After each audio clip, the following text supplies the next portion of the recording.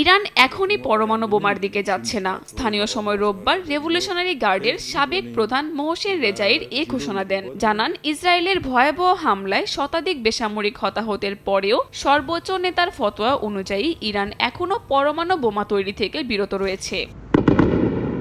তবে সেই ঘোষণার মধ্যেও রয়েছে চাপা হুমকি। বলেন, ভবিষ্যতে কি হবে তা এখনই বলা যাচ্ছে না। তেহরান পরিস্থিতি পর্যবেক্ষণে রাখছে বলেও মন্তব্য করেন রেজাই। তার বক্তব্য, যুক্তরাষ্ট্র ও ইউরোপ যদি ইসরায়েলকে সমর্থন দেয়া বন্ধ না করে তবে তাদের বিমান ইরানের ক্ষেপণাস্ত্রের মুখোমুখি হবে, হোক সেটা ব্রিটিশ, ফরাসি কিংবা মার্কিন। তেহরান যুদ্ধ শুরু না করলেও শেষ করবে বলেও হুঁশিয়ারি উচ্চারণ করেন রেজাই। তার এই বক্তব্য এসেছে একেবারে সংঘাতের কেন্দ্রে দাঁড়িয়ে। শুক্রবার ইরানের পরমাণু ও ব্যালিস্টিক ক্ষেপণাস্ত্র স্থাপনাগুলো লক্ষ্য করে ব্যাপক হামলা চালায় ইসরায়েল। তেহরানের সরকারি হিসাবে নিহত 200-র বেশি। এর মধ্যে বেশিরভাগই বেসামরিক নাগরিক বলে খবর পাওয়া গেছে।